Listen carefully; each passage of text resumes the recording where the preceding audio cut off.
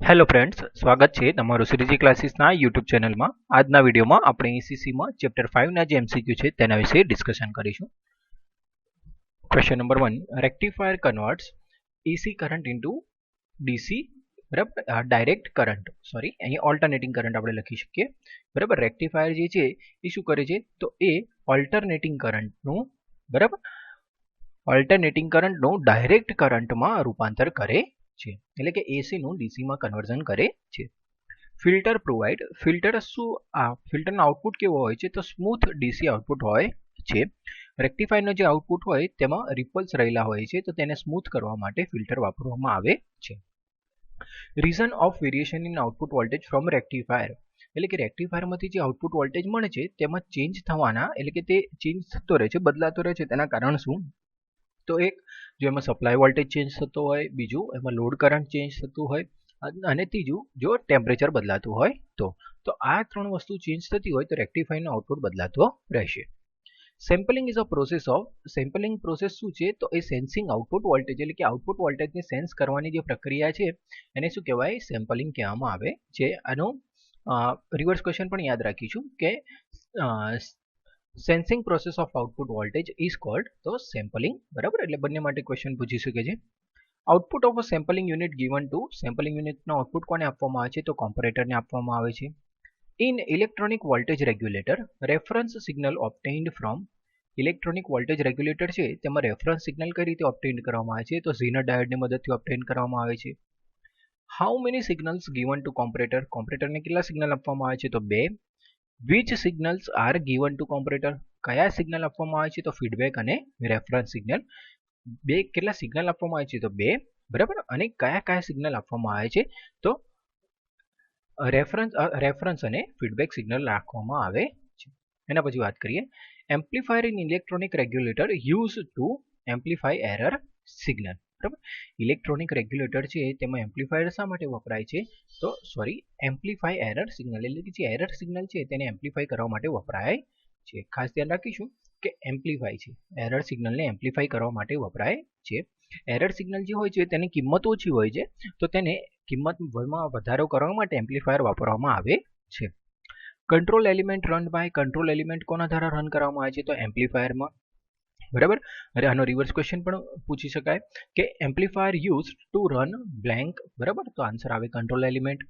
Output voltage controlled by, output voltage શેની મદદથી control થાય છે તો કંટ્રોલ એલિમેન્ટ, બરાબર. આનો પણ reverse question, control element controlled the તો આઉટપુટ વોલ્ટેજ, એટલે આ પણ લખી શકાય, બરાબર. Which component is used in shunt type voltage regulator with zener diode, એટલે કે શન્ટ ટાઈપના વોલ્ટેજ રેગ્યુલેટર છે, બરાબર. તો તેમાં ઝીનર ડાયોડ જોડે કયો કમ્પોનન્ટ વાપરવામાં આવે છે તો બીજેટી વાપરવામાં આવે છે. In emitter follower type voltage regulator, zener diode use with, emitter follower ટાઈપનો જે વોલ્ટેજ રેગ્યુલેટર છે એ તેમાં ઝીનર ડાયોડ શેની સાથે વાપરવામાં આવે છે તો ટ્રાન્ઝિસ્ટર સાથે વાપરવામાં આવે છે.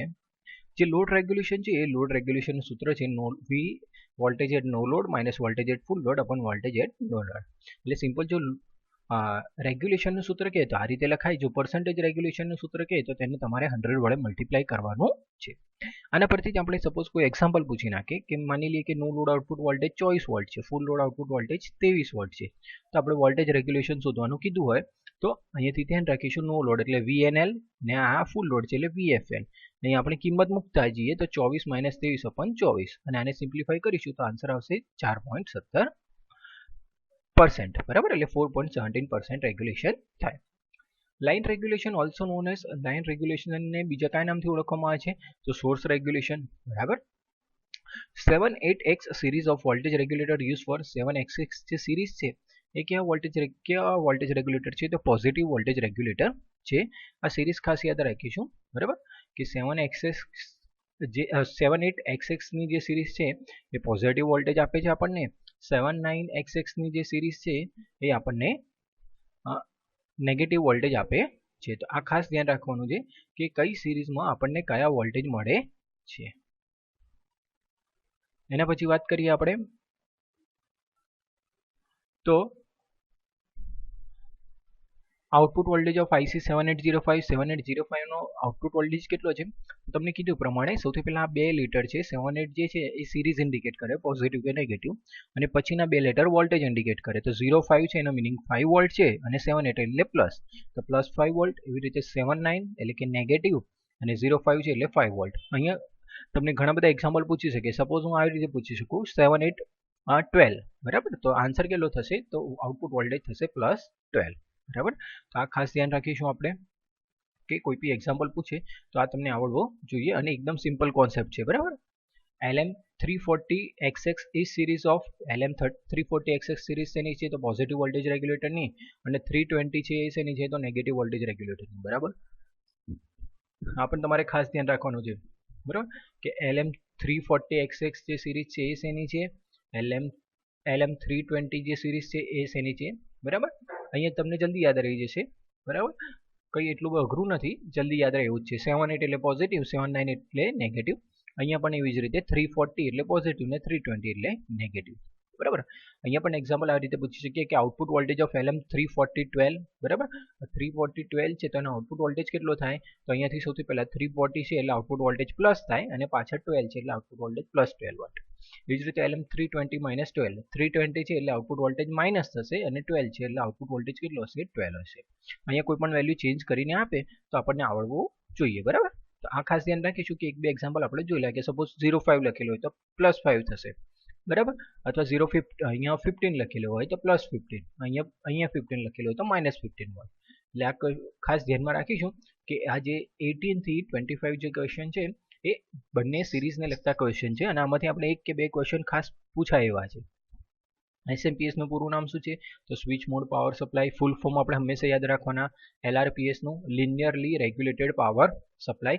આ નામ ખાસ યાદ રાખીશું. LRPS નું ઘણાને નામ યાદ હોતું નથી. Switching device used in SMPS. SMPS માં સ્વિચિંગ ડિવાઇસ કયું વપરાય? તો ટ્રાન્ઝિસ્ટર વપરાય. In SMPS transistor driven by. SMPS માં ટ્રાન્ઝિસ્ટર શેની મદદથી ડ્રીવન થાય છે? તો સ્ક્વેર વેવની મદદથી. During mark condition of pulse transformer, during mark condition of pulse, બરાબર. એટલે કે જે પલ્સ હોય એમાં માર્ક કન્ડિશન આવે, એટલે કે જે હાઈ હોય એમાં ટ્રાન્ઝિસ્ટર શું થાય? તો ઓન થાય. અને ડ્યુરિંગ સ્પેસ કન્ડિશન, એટલે કે જ્યારે એમાં બ્લેન્ક આવે, બરાબર, ત્યારે ટ્રાન્ઝિસ્ટર શું થાય છે? તો ઓફ થાય છે, બરાબર.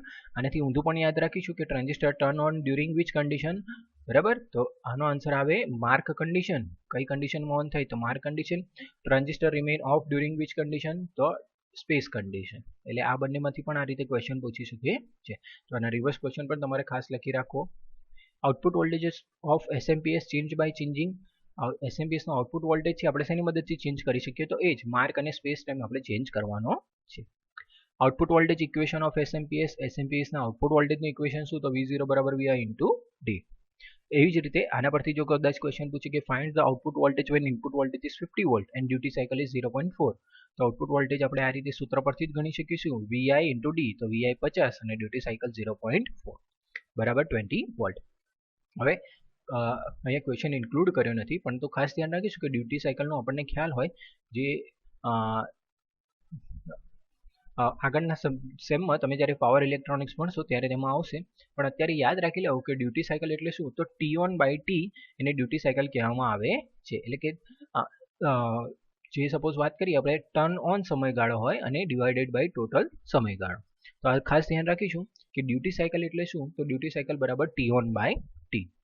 UPS નું પૂરું નામ અનઇન્ટરપ્ટેબલ પાવર સપ્લાય, બરાબર. ટાઈપ્સ ઓફ UPS કયા છે? તો બે પ્રકારના UPS અવેલેબલ હોય. Critical load connected to the AC load, એટલે કે જે ક્રિટિકલ લોડ હોય AC લોડ સાથે કનેક્ટ કરેલું હોય, અને બીજામાં ઇન્વર્ટર સાથે કનેક્ટ કરેલું હોય.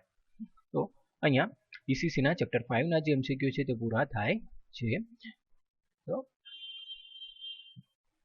જો તમને વિડીયો ગમ્યો હોય ચેનલને લાઇક કરો, સબસ્ક્રાઇબ કરો, જેથી તમને અમારા આવનારા વિડીયોની માહિતી મળતી રહે. અને વિડીયોને તમારા વિદ્યાર્થી મિત્રો સાથે પણ શેર કરો, જેથી તેમને પણ આના વિશે માહિતી મળે અને તે પણ આનો લાભ લઈ શકે. Thank you.